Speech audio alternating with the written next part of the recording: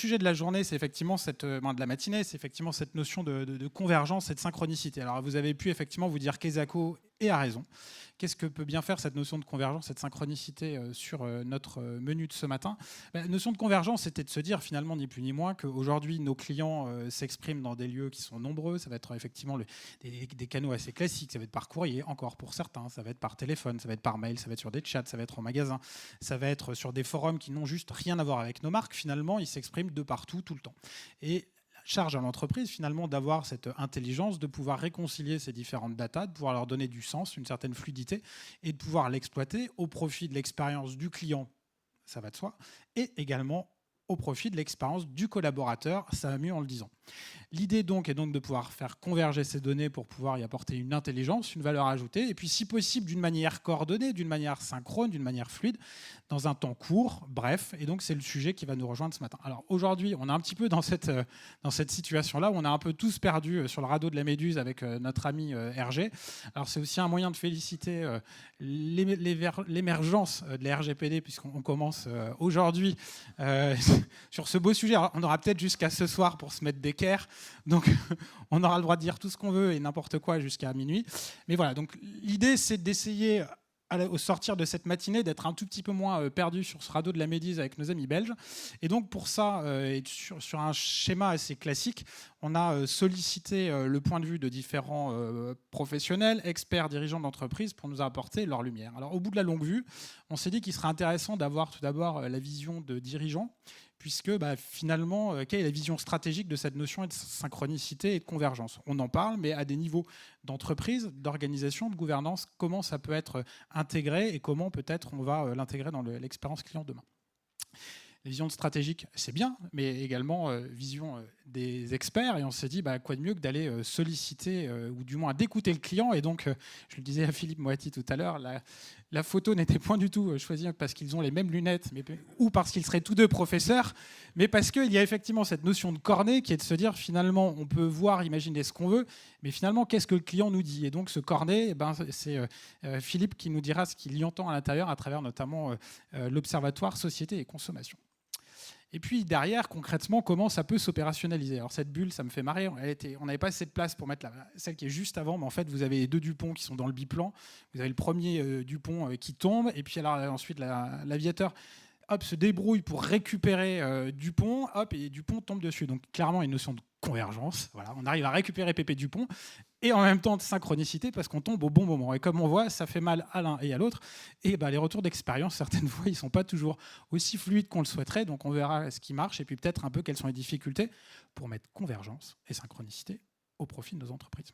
Et puis, nous finirons avec une dernière intervention, une intervention qu'on pourrait qualifié de décalé, puisque c'est le patron des leaders de demain, Loïc Roche, qui viendra remplir notre gourde, puisque certaines fois, en tant que manager, on se dit « ouais, on a passé une bonne matinée, mais finalement, qu'est-ce que je vais emporter dans les mois à venir pour faire vivre cette notion de synchronicité et de convergence ?» Et là, nous allons bénéficier d'une réflexion de Loïc Roche sur la manière dont on pourrait peut-être essayer d'arriver à remettre la main sur le temps, se redonner du temps au temps pour nous, pour nos équipes et pour nos clients. Voilà, c'est donc une matinée qui sera assez riche, à n'en pas douter. Merci, bonjour à tous. Donc j'ai un double défi aujourd'hui, c'est d'une part d'essayer d'être pertinent par rapport à un sujet que je ne fréquente pas au quotidien. Je suis pas dans la relation client avec cette obligation d'être instantané, hyper réactif. Et le deuxième défi, c'est que je parle habituellement extrêmement vite et je me fais du souci pour nos amis qui vont devoir traduire en temps réel. Donc si je vais trop vite, vous me faites signe. C'est le cas de le dire. Bien, je vous propose de prendre le sujet de la synchronicité avec je dirais pas plus de hauteur, ça serait prétentieux, mais de changer un peu la focale et de ne pas rester uniquement au stade de la relation client lors d'une transaction et peut-être surtout d'inscrire cette réflexion sur la synchronicité dans la perspective du renouvellement du modèle de consommation, car c'est notre leitmotiv à l'Obsoco. Nous sommes convaincus que nous sommes en train de vivre un changement dans le modèle de consommation, un changement extrêmement lourd, et que pour les acteurs qui traitent avec les consommateurs au quotidien, il nous semble important d'arriver à comprendre ce qui est en train de se tramer. Donc, je pense qu'il est plus intéressant. On a beaucoup entendu parler de technologie ce matin, ce qui est normal, hein, puisque le numérique donne de nouveaux outils formidables pour gérer les relations clients. Mais le numérique est un outil, quoi. Donc il me semble important de partir plutôt des mutations économiques et sociétales qui modifient les attentes des consommateurs et les règles du jeu concurrentiel, et de voir ensuite comment le numérique peut être mobilisé pour pouvoir basculer vers d'autres approches. Alors pour commencer, je voudrais rappeler une banalité, mais qui par rapport au thème de la synchronicité me paraît très important, c'est que nous vivons une période de démassification des marchés. Et que cette démassification a comme synonyme l'hétérogénéité croissante des consommateurs. Donc j'ai toujours un peu de mal avec les propos autour de la consommation qui abordent le singulier, qui parlent du consommateur ou d'un type d'attente qui serait une attente généralisée. Et je crois que c'est typiquement le cas pour ce qui concerne la question du temps, du rapport au temps et de la synchronicité. On a affaire, dans ce domaine comme dans beaucoup d'autres, à une forte hétérogénéité des attentes et des comportements, et puis peut-être une ambiguïté même des attentes, y compris à l'échelle de chaque individu. Donc je vais essayer de vous en prendre, deux exemples qui cherchent à montrer que la demande d'instantanéité, elle n'est pas toujours spontanée, elle n'est pas toujours généralisée. C'est peut-être pas forcément là-dessus qu'il faut mettre l'accent lorsqu'on veut gagner en pertinence dans sa relation avec les clients. Premier exemple, il est issu d'une enquête que nous avons réalisée récemment, enfin d'un volet d'une enquête sur les comportements émergents de consommation. On s'est intéressé aux attentes des consommateurs sur les délais de livraison. Donc là, on n'est pas uniquement dans la relation client, on est bien sûr qu'un aspect de la chaîne de valeur qui fait intervenir le temps. Et on a demandé aux répondants qui pratiquent l'achat en ligne quel était le délai de livraison qui leur paraissait le plus adapté à leurs besoins. Ils avaient le choix entre plusieurs fréquences. Livraison en 1 heure, 1%. Livraison en 4 heures, 1%. Livraison en 24 heures, 18%. 81% des répondants ont coché 48 heures ou plus. Il y a une sorte de paradoxe ici entre ce que nous disent les consommateurs dans l'enquête et la course effrénée à la réduction des délais à laquelle se livrent aujourd'hui les acteurs du e-commerce. Ce qui semble indiquer que, évidemment, si on propose le beurre et l'argent du beurre, on prend. Hein. Si pour le même prix, ça peut venir plus vite, pourquoi pas. Hein. Ceci dit, l'enquête révèle que c'est d'abord le coût qui prime sur le délai. Mais on comprend du coup que peut-être que cette course à la réduction des délais vient plus d'une dynamique concurrentielle interne au monde du e-commerce, parce qu'on a un acteur qui est capable de livrer très vite pour pas cher, et donc il a intérêt à amener ses concurrents sur ce terrain-là, mais vous voyez, ça ne correspond pas nécessairement à une attente du marché. Voilà. Je vous donnerai un autre exemple, alors là c'est pas statistique, c'est vécu. Il m'arrive, rarement je le reconnais, mais il m'arrive de fréquenter les magasins bio, et là je suis étonné par l'attente à la caisse.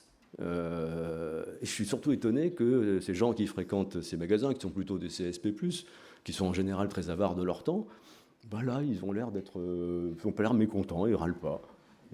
Au contraire, j'ai même l'impression que ça fait partie du concept d'être un peu slow à la caisse et que ça fait partie de l'expérience. Ce qui veut dire que le temps, en soi, ça ne veut rien dire, ça dépend comment il est rempli. Ça dépend si le temps a du sens. Donc j'adhère à votre idée tout à l'heure, ça dépend, c'est pas une demande systématique, quoi. Puis alors, je mettrai ça en rapport avec des études que nous faisons, que nous allons approfondir cette année sur les aspirations des gens. De manière générale, on va lancer un observatoire des utopies. Et le peu qu'on a déjà travaillé autour de ce sujet montre que finalement l'utopie qui réunit le plus de concitoyens aujourd'hui, et pas seulement en France, c'est une utopie du ralentissement. Ralentir, déconnecter, vivre dans la proximité. Voilà. Je pense que c'est important d'avoir ça à l'esprit, parce que finalement, c'est peut-être pas ça le plus important, de réduire sans arrêt les délais et d'être toujours plus réactif, plus instantané. Peut-être qu'à force d'avoir ce genre de cible en tête, on rate peut-être l'essentiel. Alors, pour relativiser un tout petit peu ce que je viens de vous dire, on a quand même, dans notre dernière enquête sur les comportements de consommation émergents, on a fait un focus sur l'économie on demand, parce que là aussi, c'est un autre aspect de l'accélération, avoir instantanément un service qui correspond à un besoin. On a mesuré le taux de pénétration d'une douzaine de pratiques de consommation on demand. Ça va du VTC à la livraison de repas à domicile, en passant par le coiffeur ou la masseuse, ou la masseur d'ailleurs, excusez-moi, il faut faire attention, à domicile. Voilà, c'est assez faible aujourd'hui. Alors c'est vrai que ce sont des services qui sont pour la plupart assez récents. La pénétration est inégale selon les services que je viens d'évoquer, mais au global c'est assez faible. Et de nouveau on retrouve l'hétérogénéité. Ce que je ne vous ai pas dit tout à l'heure, c'est que sur les délais de livraison, je vous ai donné des moyennes, mais quand on regarde dans le détail, il y a des gros écarts. Et alors, plus encore, on a construit un score sur l'engagement des consommateurs dans cette économie on-demand, où le temps est une variable clé. Et alors, ce n'est pas un scoop que je vais vous livrer, hein, mais il y a des très grosses inégalités. Alors, qui sont les plus sensibles à ça? Les jeunes. Les moins de 30 ans, les plus âgés, beaucoup moins. D'ailleurs, ce sont eux qui font la queue chez Biocop. Les urbains. Les urbains. En fait, ce qu'on est en train de qualifier chez nous, on va lancer un observatoire là-dessus, les hipsters. Les hipsters, au sens large, hein, pas seulement les gros barbus, mais des gens qui ont un mode de vie très urbain, qui ont une façade anticonsumériste très, très responsable, mais qui en fait sont des consuméristes, mais simplement ils consomment de l'expérience plus que de l'accumulation de biens. Voilà. Donc tout ça pour vous rappeler que, finalement, est-ce que c'est bien ça qui est important ? Et plus généralement, est-ce que tout ce bruit qu'on fait autour du digital ou de la digitalisation, est-ce qu'on l'explore bien, est-ce qu'on l'exploite bien au bon endroit? Et ce que je vous ai entendu dire depuis ce matin, c'est qu'il y a quand même un petit risque, c'est que ces nouveaux outils d'une formidable efficacité soient mis d'abord au service de l'efficacité transactionnelle, mieux ciblée, accélérer le temps de réponse, gérer les irritants pour au final obtenir plus de satisfaction. C'est très bien, je ne suis pas en train de dire qu'il ne faut pas le faire, hein, bien entendu. Mais ce faisant, on ne pérennise pas une manière de faire, ou plus généralement un modèle qui, par ailleurs, commence à montrer des signes de faiblesse. Et est-ce que ça n'est pas un facteur de ralentissement, d'une mutation nécessaire vers autre chose, parce qu'on redonnerait du coup un peu d'efficacité à un modèle qui s'épuise.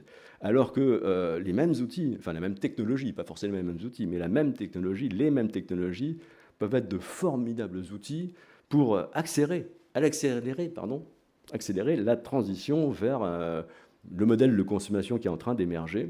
Et je pense que c'est dans ce cadre qu'il faut penser ce que synchronicité veut dire. Voilà, et c'est ce que je vais essayer de faire dans le temps qui me reste. Donc, notre hypothèse, je vous l'ai dit, c'est que nous sommes en train de passer d'un modèle de consommation à un autre, très progressivement et sans doute dans la douleur.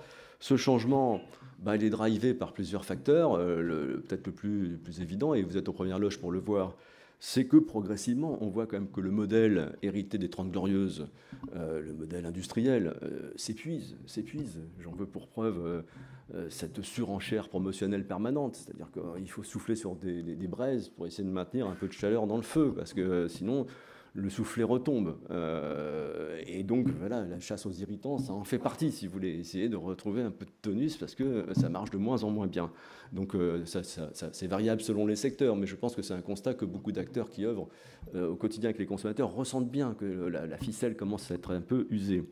Et donc, un deuxième driver, mais qui est lié au premier, évidemment, c'est en parallèle du côté des consommateurs, une forme d'insatisfaction qui est en train de croître. Alors, pas spécifiquement à l'égard de tel ou tel acteur, mais plus généralement à l'égard du modèle de consommation. Donc, dans nos enquêtes, nous, on mesure qu'à peu près un Français sur deux aspire à consommer mieux. On vient de remesurer, ça a un petit peu baissé, donc ça va un petit peu mieux, mais quand même, on est toujours autour d'un Français sur deux qui aspire à consommer mieux. Parmi eux, la moitié, donc un quart du total, serait prêt à consommer moins pour consommer mieux. C'est dire qu'il y a quelque chose qui va pas. Il y a quelque chose qui ne va pas, et quand on les interroge sur ça veut dire quoi consommer mieux, eh bien, on mesure, alors il me faudra un quart d'heure pour vous expliquer ce qu'ils entendent par consommer mieux, mais on mesure à quel point ce à quoi une partie importante des consommateurs aspirent est assez éloigné de la manière dominante de traiter les besoins des consommateurs aujourd'hui, et donc appelle du changement. Puis le troisième driver qui va nous imposer de toute façon de changer de modèle, c'est que le modèle actuel, il n'est pas tenable sur un plan environnemental. Donc produire et consommer comme ça, si on continue, si on ne change rien, on se prend le mur. Donc il va falloir dans tous les cas modifier notre modèle de consommation pour être en mesure d'essayer de faire face aux défis environnementaux. Alors c'est quoi le modèle de consommation qui est en train d'advenir ? Alors je vais lâcher des affirmations que je ne peux pas démontrer, hein, mais j'ai fait la publicité de mes bouquins, donc si vous voulez aller plus loin, je vous engage à me lire. L'idée générale, hein, c'est sans doute de délivrer des effets utiles et des solutions plutôt que des produits ou des services. Voilà, je ne sais pas si c'est clair si je le dis comme ça, parce que finalement, ce que cherchent les consommateurs lorsqu'ils achètent un produit ou un service, c'est précisément d'accéder à des effets utiles, de toutes sortes, fonctionnels ou immatériels, hein, et finalement de trouver des solutions à des problèmes, entre guillemets. Voilà. Donc fondamentalement, derrière toute demande, il y a la recherche de solutions. Donc plutôt que de parler de produits, eh bien, si on veut gagner en pertinence commerciale, il faut parler de la capacité qu'a l'entreprise à offrir ces effets utiles recherchés par le client, et même au-delà, de l'aider à atteindre des solutions à ces problèmes. Ça paraît très simple de le dire comme ça, mais finalement, c'est un changement total de paradigme. Au-delà de ça, le nouveau modèle de consommation qui est en train d'émerger, eh ben, il doit aider les individus à se construire comme individus, ce qui est de plus en plus difficile. Pour pas vous faire le couplet sur le malaise sociétal, là je vous renvoie à la société malade de l'hyperconsommation.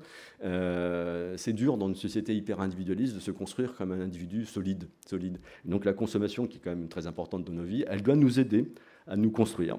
Elle doit nous aider à accroître notre autonomie. Elle doit nous aider à atteindre nos objectifs. Parce qu'il faut se construire par les buts qu'on se donne. Et donc la consommation peut nous y aider. Donc le modèle de consommation vers lequel on va, il est plus porté vers les personnes. C'est un modèle qui doit aider les personnes à être des personnes. Et puis, pour se frotter au développement durable, le modèle de consommation qui vient dématérialisera la consommation. Il faut qu'on soit capable de fournir plus d'effets utiles avec moins de matière consommée. Donc c'est une forme de dématérialisation de la consommation vers laquelle il faut qu'on aille. Donc les implications de tout ça, qui nécessiteraient de longs développements pour argumenter, hein, mais les implications, c'est que on est en train... Alors j'ai entendu ce matin qu'on devait basculer du transactionnel au relationnel. Non, c'est pas suffisant. C'est pas suffisant. Il faut basculer du transactionnel au serviciel. Le serviciel imposant évidemment du relationnel. Vous voyez la différence. Le transactionnel, c'est que vous fourguez un produit, hein, et vous allez tout faire pour le fourguer le plus efficacement possible, en fourguer le plus possible. Et donc là, gérer les irritants, la relation client, être super réactif, c'est une manière de faire plus de ventes.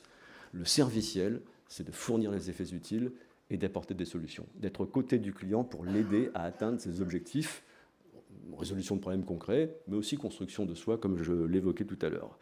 Ce qui veut dire aussi qu'il faut faire riper le centre de gravité de la relation avec le client, de l'expérience d'achat, parce que beaucoup des choses qu'on a entendues ce matin, c'est centré sur l'expérience d'achat, pour faire la vente, soyons clairs, à l'expérience de consommation. C'est-à-dire en fait ce qui se passe après l'achat, lorsque précisément le consommateur approche du but. Le but, ce n'est pas l'achat, le but, c'est la consommation, c'est ce qui se passe après l'achat, quand il va commencer à extraire les effets utiles de ce qu'il a acheté. Et c'est là qu'il faut être à côté de lui. Avant, ok, c'est pour faire du business.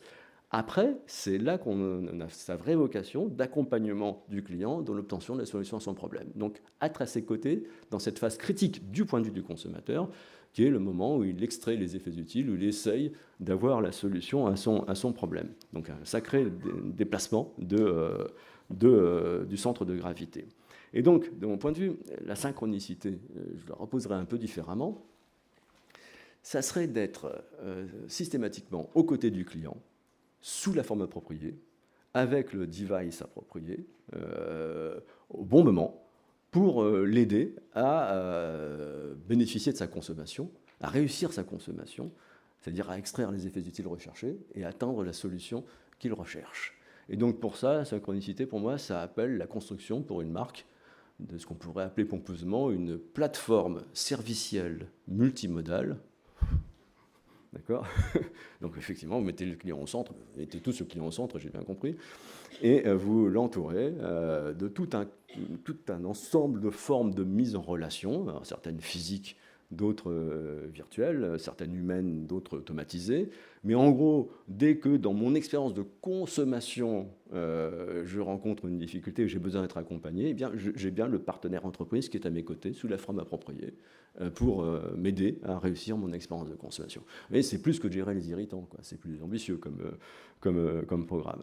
Et donc, là, le digital, il va jouer un rôle majeur, parce que ce que je vous raconte, finalement, c'est jamais que le retour à l'artisanat. L'artisan, il est à l'écoute de son client, il l'accompagnait dans la solution à son problème. Mais c'était un temps où la consommation était réservée à une élite qui avait les moyens de recourir au service de l'artisan. Aujourd'hui, il faut qu'on puisse faire la même chose mais dans des conditions de coût qui restent compatibles avec des marchés de masse, malgré tout, hein, même si on est dans une relation individualisée. Donc comment est-ce qu'on peut rentrer dans une relation de service, donc un modèle serviciel, fondé sur la délivrance de solutions à des coûts maîtrisés? Ben, je vais lâcher un mauvais mot, enfin un mot qui est tabou aujourd'hui. Il faut industrialiser la relation de service. Et comment on industrialise la relation de service? Eh bien, en passant beaucoup par les nouvelles technologies. Et je pense que le vrai potentiel du numérique, il est là. Il est là, et il va nous aider à basculer des modèles transactionnels aux modèles serviciels, parce qu'il nous fournit enfin les moyens de mettre en place une relation de service avec des clients avec lesquels on fait quelques dizaines d'euros de chiffre d'affaires. Voilà. C'est ça le défi, si vous voulez. Alors, ça n'empêche pas que tout ce qui a été dit ce matin, mais j'y adhère à 100%. Mais je pense que si on doit parler de synchronicité et d'orientation client aujourd'hui, je pense que c'est à ce niveau-là qu'il faut le penser. Et donc, au-delà de ça, alors là, on va faire un peu de philo pour finir, je pense que derrière ce changement de modèle économique, il y a aussi un changement de promesse à faire aux consommateurs. Vous savez sans doute que les psychologues et les économistes c'est cocasse, s'intéressent au bonheur. Et donc, maintenant, ça fait 20 ans qu'on a une science du bonheur qui est en train de se construire et qui a déjà atteint un certain nombre de résultats, dont un qui est à peu près établi, c'est que dans les pays riches, continuer à consommer plus ne rend pas significativement plus heureux. Ce qui n'empêche pas qu'à un moment donné, en coupe instantanée, les riches soient plus heureux que les pauvres. Hein. Mais si toute la population s'enrichit en même temps, ça ne change pas grand-chose. Voilà. Donc à quoi bon ? À quoi bon continuer à vouloir fourguer marchandises aux consommateurs si ça ne les rend pas plus heureux, alors que c'est en train de bousiller la planète quand même. Ça, par contre, ça va nous rendre malheureux. Donc, est-ce que la promesse de bonheur par la consommation qui a été valide, si vous voulez, pendant les 30 Glorieuses, quand on partait de très bas et qu'on a accédé à la consommation, je pense qu'effectivement, ça nous a rendus plus heureux. Il ne faut pas cracher dans la soupe. Mais peut-être qu'aujourd'hui, quand on a atteint un haut niveau de consommation, la promesse doit se déplacer. Et ça rejoint ce que je vous disais sur le passage du transactionnel au serviciel. En fait, il faut passer d'une promesse, alors là, je vais voir les yeux s'écarquiller, une promesse de bonheur hédonique à une promesse de bonheur eudémonique.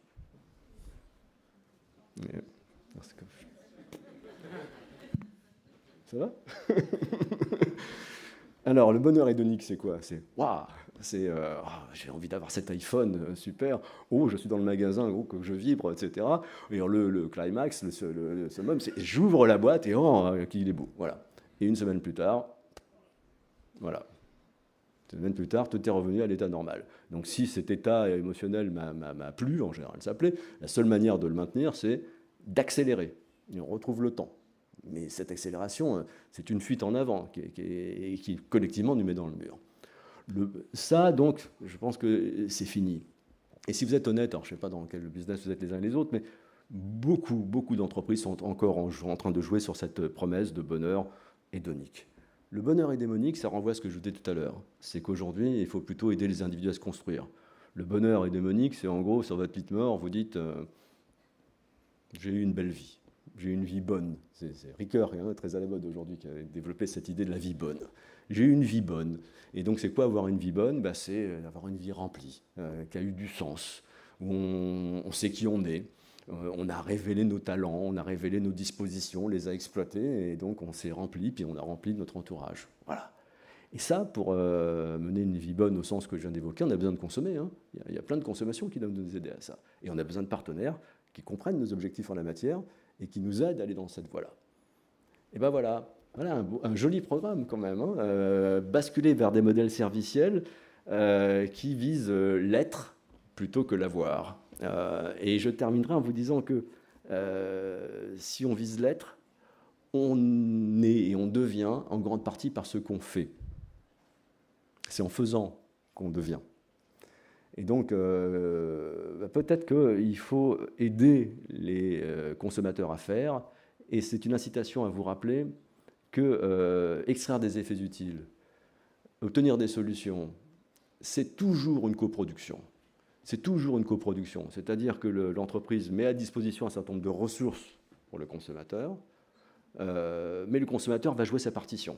Et c'est dans la rencontre entre ce que met l'entreprise à disposition et ce que fait le consommateur que naissent les effets utiles et les solutions aux problèmes.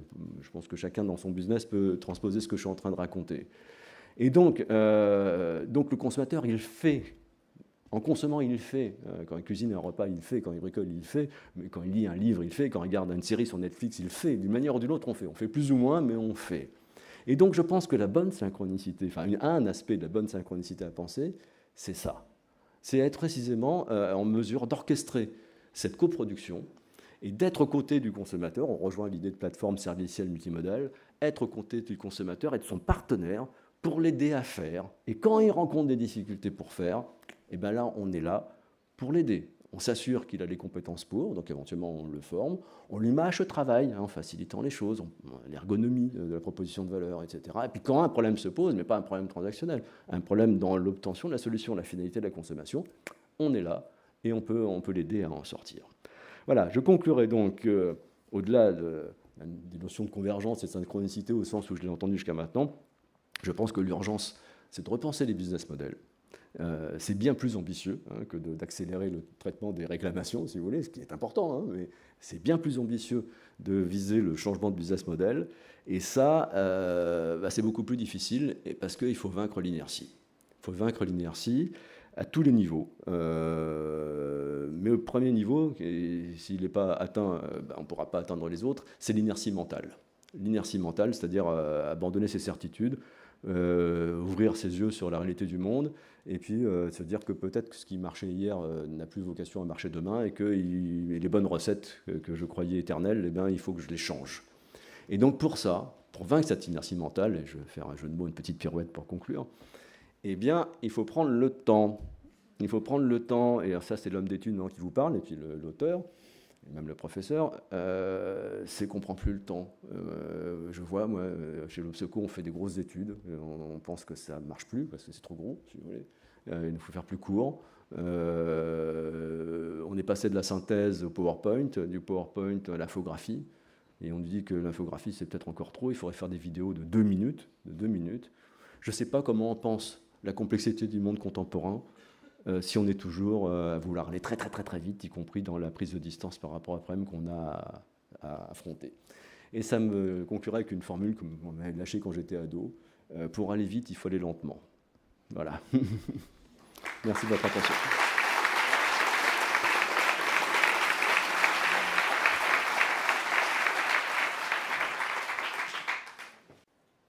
Former les leaders de demain, c'est très très sympathique, et ça rejoint un petit peu quelque part ce qui se joue ici par rapport au client. Finalement, au-delà du produit, qu'est-ce qu'on propose? Qu'est-ce qui se joue lorsqu'on parle de développement personnel? Et à Grenoble École de Management, on aime bien maintenant dire, OK, on veut bien former les leaders de demain, mais pourquoi faire? Et dans le pourquoi faire, c'est cette conviction. Et je crois que c'est aussi votre réalité à vous, entreprise. C'est-à-dire qu'au-delà de notre mission, au-delà de la vision, ce qu'on aimerait devenir, se joue quelque chose de plus important, quelque chose de plus inclusif. Dit autrement, presque par l'absurde ou en creux, si nous ne faisions que notre mission, si nous ne répondions qu'à notre vision, nous ferions sans doute quelque chose d'extrêmement utile, mais nous passerions à côté de l'essentiel. Et se joue, et j'arrêterai là, même si j'y reviendrai un petit peu par rapport aux nouvelles générations et sur la fonction d'usage qu'ils recherchent, beaucoup plus que d'ailleurs d'autres domaines qu'on aura pu évoquer dans d'autres lieux, eh bien, je crois que plus important, c'est véritablement de s'emparer de ce qu'on va transmettre. Et dans la transmission, se jouent des choses qui, j'espère, leur serviront tous les jours lorsqu'on parle de valeurs. C'est-à-dire qu'en fait, on a inversé la question. Non pas qu'est-ce qu'on va préparer comme monde pour les étudiants et demain ceux qui seront aux manettes en quelque sorte, mais on va rester dans quelque chose de beaucoup plus modeste. Ce n'est pas à nous d'inventer le monde, c'est eux qui l'inventeront. Non. Nous, la vraie question, c'est quels étudiants on prépare pour le monde de demain. Pour revenir sur cette question du temps, et ça a déjà été évoqué, formidablement bien dit, mais il y a une question de perception. Le temps, c'est intellectuel, c'est de l'ordre de l'intelligence. Et je vous donnerai un exemple. Le grand monsieur du temps, c'est un philosophe, il est français, il a été prix Nobel de littérature, c'est Henri Bergson. Et il fait très bien le distinguo entre ce qu'est le temps, ce qui serait la pensée de l'ingénieur, ce qu'est le temps du politique, et puis la durée. La durée, c'est celui qui éprouve. Et la durée, ce n'est pas le temps à l'instant T, c'est le temps à l'instant T qui est chargé du passé. En quelque sorte, un passé qui ne passe pas. Il y a le temps et il y a celui qui attend. Et c'est là que la souffrance ou la douleur ou la difficulté peut naître. Et il y a un hiatus, exemple précis, d'actualité. Et peut-être que certains d'entre vous le vivent au temps présent. La plateforme Parcoursup, formidable. Le temps du politique, synchronisé sur le papier, ça tourne. Vous allez recevoir des oui, des non, des en attente. On a montré la photo du côté positif. La moitié des élèves ont reçu une réponse au moins oui, la moitié au moins non. Je me rapproche parce que le temps, ça a à voir avec la relation physique. Si je veux commencer à toucher quelque chose de la vérité. 400 000 aujourd'hui élèves ne vivent plus, ne sont plus en capacité de réviser paisiblement le baccalauréat. Ils sont en permanence quasiment toutes les heures pour voir si dans la liste d'attente, ils sont passés, je ne mens pas, de la 1700e place à la 1600 peut-être quelque chose. Alors, ils se rassurent comme ils peuvent. Il y a 8000 dans la liste d'attente. Et on reçoit des coups de fil. Est-ce qu'on ne peut pas les remonter? Alors, pour nous, c'est facile. Non, ça, c'est le système plutôt côté de l'université. Puis de toute façon, il ne faut pas se fatiguer. Ce sont des moteurs qui tournent. Donc, il n'y a vraiment strictement rien à faire. Pourquoi je vous dis ça? Parce qu'on touche à quelque chose de l'ordre de la vérité. Alors, on sait qu'il n'y a pas de vérité. La vérité, c'était la question des Grecs. À quelles conditions la vérité est-elle possible? Mais s'il y a une vérité dans la relation, dans l'entreprise, entre un manager et son collaborateur, entre une personne et son client, la vérité, et il faut l'entendre, c'est toujours celui qui éprouve. Ça, ce sont les ergonomes qui ont mis ça en place et qui l'ont mis à jour. Et comme on est un petit peu dans le domaine de la philosophie, on va y revenir, c'est Bachelard qui disait à juste titre, ancien postier, émérite. Et je prends toujours l'exemple de Bachelard lorsque je veux, on va dire, monter au nu ce qui se fait de plus beau, la plus belle démonstration de ce que peut faire la formation continue, même si lui, la formation continue, il se l'est plutôt faite elle-même. Mais il était postier. Et Bachelard qui raconte très bien, donc comme il est devenu philosophe, que le « je suis ce que j'éprouve » est plus fort que ce que le « je pense ». Autre exemple, lorsqu'on a un chagrin d'amour, on est très triste. Et donc on se tourne vers quelqu'un qu'on aime bien, les parents, les amis, et qu'est-ce qui nous raconte des choses très intelligentes, avec lesquelles on est d'accord, intellectuellement. C'est vrai que la vie ne s'arrêtera pas là. C'est vrai. Et pourtant, c'est plus fort que moi. C'est le « c'est plus fort que moi » qu'il faut comprendre. Lorsqu'on parle du temps, il y a la notion de jeunesse. On pourrait également fixer le terme du temps, qui est la notion de mort, qui a à voir aussi avec notre préoccupation. Et les jeunes, effectivement, et ça rejoint beaucoup de ce qui a été dit, lorsqu'on les interroge, et particulièrement lorsqu'ils travaillent dans d'autres pays, on leur demande pourquoi vous êtes partis dans d'autres pays, et notamment en Asie du Sud-Est, pour être tout à fait clair. La réponse est celle-ci, parce que ça va plus vite. Et derrière le « parce que ça va plus vite », si on sent, et on l'a bien quand on a des jeunes dans les entreprises, cette impatience qu'il y a. Parce qu'effectivement, ils ont été élevés, biberonnés à l'instantanéité. Et une fois qu'on est habitué à l'instantanéité ou à la synchronicité, alors c'est là qu'effectivement le problème commence, lorsque ça ne fonctionne pas. Le jeune, ce qu'il recherche, plus que toute autre chose, c'est la valeur d'usage. C'est répondre à son problème, ça a été très très bien dit, la solution à mon problème aujourd'hui, j'ai besoin de ça. Et c'est vrai partout. On le voit naturellement avec la location des appartements, on le voit avec la location des voitures, on le voit aussi avec la hiérarchie dans l'entreprise. Il se fiche que vous soyez son hiérarchique. Il ne te reconnaît pas comme hiérarchique parce que tu es soi-disant sur le papier son hiérarchique. Non. Ce qui l'intéresse, c'est la valeur d'usage que toi, manager, tu vas lui apporter. En quoi toi, tu vas l'aider éventuellement par rapport à lui. Ou à grandir, ou à se développer, ou à acquérir d'autres compétences, etc. Et tant que tu auras cette compétence-là, mais il n'y a pas plus doux, il n'y a pas plus gentil. On dit les jeunes n'ont pas besoin d'autorité. Mais foutaise. Jamais les jeunes n'ont eu autant besoin d'autorité qu'aujourd'hui. Simplement, ce n'est pas une autorité sur le titre, c'est sur la compétence. Ils ont besoin de personnes qui vont les amener encore plus haut.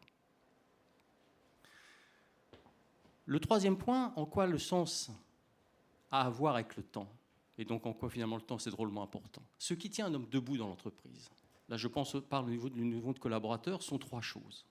Ça avait été très bien mis en exergue par Albert Camus notamment. S'il n'y avait qu'un seul livre de management, je ne le répète jamais assez, mais lisez le mythe de Sisyphe, tout est là. C'est le sens, la reconnaissance et puis l'espoir. Le sens, ce n'est pas seulement ce que je fais. C'est au-delà de ce que je fais, en quoi je me réalise. Dit autrement, qu'est-ce que je porte? Qu'est-ce que j'ai à dire au monde? Quel est mon désir à moi véritable? Pas facile à identifier. Mais c'est ça qui m'importe le plus et qui fait que peut-être, comme ça a été très très bien dit, j'aurais eu à la fin, au soir de ma vie, une vie dite bonne, pour reprendre les termes. Qu'est-ce que je porte? Qu'est-ce que j'ai à dire? Seulement voilà, nous sommes des humains. Et la machine là-dessus n'a pas encore tout à fait répondu à ce qui sera toujours un besoin, je crois, c'est que, en tant qu'humain, ce qui fait sens pour moi au travail par rapport à ce que je fais, même dans ma propre réalisation, j'ai besoin de m'en assurer. C'est comme ça. Et vers qui je vais m'en assurer? Vers l'autre. L'autre, ça peut être le hiérarchique, et souvent l'hiérarchique. J'ai besoin de m'assurer que ce qui fait sens pour moi, ça fait sens pour toi. Et là, on voit l'accroche très très forte entre le sens et le deuxième point, qui est la reconnaissance. Car à ce moment-là, je demande quelque part de l'ordre du signe de la reconnaissance. Et c'est là où on touche au temps. Hier, la reconnaissance dans l'entreprise, c'était assez facile. Plusieurs modes de reconnaissance, vous connaissez ça par cœur. Mais un mode de reconnaissance tout bête, c'était, à l'époque où Camus a écrit le mythe de Sisyphe, dans les années 40, on va faire abstraction de la guerre.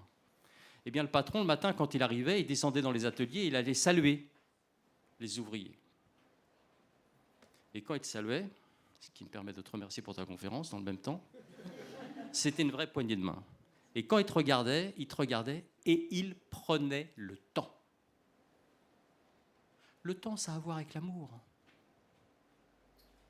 C'est la capacité dans l'entreprise à donner à l'autre ce que je n'ai pas, moi, manager.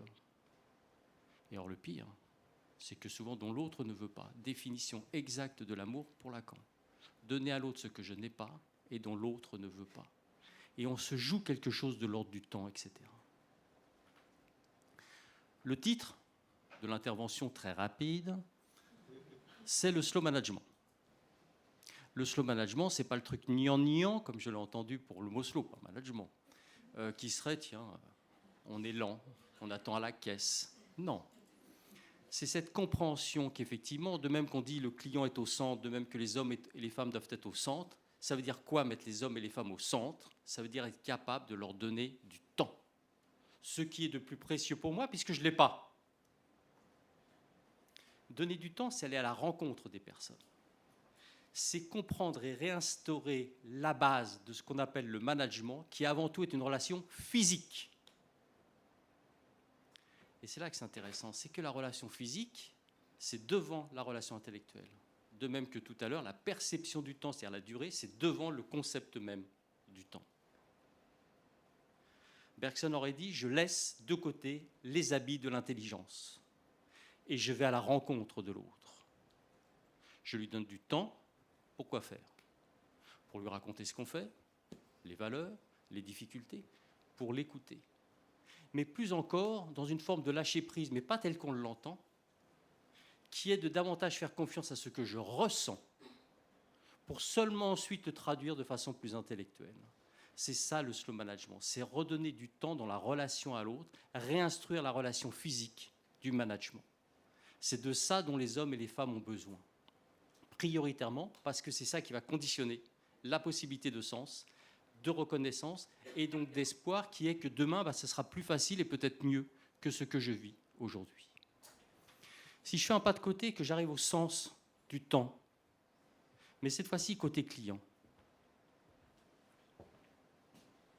on a parlé, et c'était très juste, qu'au-delà de la synchronicité, compte peut-être plus encore l'engagement. C'est-à-dire à quel moment je vais avoir la réponse. On sait que dans un ascenseur, si l'ascenseur est bloqué, et qu'immédiatement une voix me dit « dans 5 minutes, je te rappelle et tu auras la réponse au problème », je ne sais pas si je vais mieux vivre, mais ça risque, en tout cas, ça doit être plus facile. Si je me plains amèrement au téléphone, que j'ai la chance, après avoir composé les différents numéros dièse et compagnie, d'arriver enfin à quelque chose, si à ce moment-là, quelqu'un me dit « je ne peux pas faire quelque chose maintenant et par contre on va te rappeler à tel moment », c'est peut-être plus facile à vivre. C'est-à-dire qu'on redécouvre quelque chose qu'on sait bien dans la relation, particulièrement dans la relation de couple, que l'important c'est d'être entendu, écouté, plus simplement qu'éventuellement tout de suite répondre aux problèmes en question. Mais il faut que je sache. Car la machine, c'est très bien. Mais moi, quand je suis client, ça c'est facile, puisqu'on a tous cette expérience-là, et que je veux joindre un opérateur, que je veux joindre telle entreprise, et puis que ça ne répond pas, je suis dans une situation qui est tout à fait insupportable, qui est une situation d'impuissance. Je ne peux plus agir sur le monde extérieur. Et donc, ne pouvant plus agir sur le monde extérieur, bien, toute ma colère, au mieux, elle va passer parce que je vais faire du sport. Je vais me détendre, je vais faire du yoga. Au pire, c'est sur mes enfants. C'est-à-dire qu'on a là quelque chose qui est devenu effectivement une sorte de piège. D'un côté, dans l'entreprise, je dois davantage donner du temps, m'obliger à, parce que ce n'est pas forcément naturel. Dans un monde où de plus en plus le management était devenu complètement aseptisé, réinstruire la relation physique à l'autre. De l'autre côté, il n'y a plus de relation physique en tant que telle, ce sont souvent effectivement ou des choses extrêmement lointaines, opérateurs, opératrices, ou effectivement des choses directement liées maintenant à des réponses un petit peu automatiques. Mais dans un cas comme dans l'autre, si je n'ai pas ce type de contact, alors je suis en situation d'impuissance par rapport à mon propre problème. Et si je suis en situation d'impuissance par rapport à mon propre problème, je peux me trouver isolé au sens où Hannah Arendt l'entendait, c'est-à-dire complètement déconnecté du sol, au sens de ce qui me maintient debout. Et à ce moment-là, effectivement, quelque part, le pire, en quelque sorte, peut arriver. Par rapport à moi, par rapport à ma santé ou par rapport à ces autres choses-là. Donc la notion de temps, elle est absolument fondamentale, de même qu'elle est très liée, ça a été dit, et on l'a un peu abordé naturellement, à la relativité du temps, dont on sait bien que le temps est étroitement corrélé à ce moment-là à la notion d'espace. Et puis juste peut-être pour conclure, parce qu'on ne va pas être très, très loin de la fin, très rapidement par rapport à la mort, puisqu'on parle du temps. Michel Serres disait, c'est notre grande institutrice, puisque la représentation que nous avons, nous, occidentaux, c'est la mort et on s'en rapproche. Et donc on est confronté dans quelque chose d'extrêmement schizophrénique, c'est-à-dire que dans ce monde d'accélération, quelque part, c'est aussi nous qui accélérons par rapport à ça.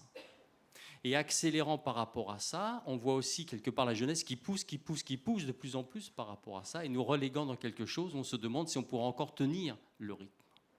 Et il ne fait pas bon aujourd'hui ne pas être jeune, même s'il y a de très belles choses qui se font, comme ça a été dit, pour nous aider effectivement peut-être à vivre davantage et peut-être différemment par rapport au reste. La mort, c'est notre grande institutrice. C'est certainement effectivement quelque chose où la notion de temps, que ce soit en filigrane ou que ce soit de façon plus consciente, est tout à fait avérée.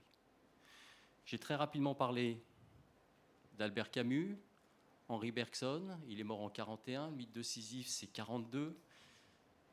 La représentation, alors je ne sais pas si c'est l'or noir ou si c'est le crabe aux pinces d'or, mais en tout cas c'est dans les années 40, ça aussi du côté de chez Hergé, même si effectivement on ne va pas trop s'apesantir sur la vie d'Hergé pendant la guerre. Mais ce qui est tout à fait certain, c'est que je voudrais juste finir là-dessus, sur cette phrase que vous connaissez par cœur, même si on connaît plus celle qui est en amont, c'est le Petit Prince.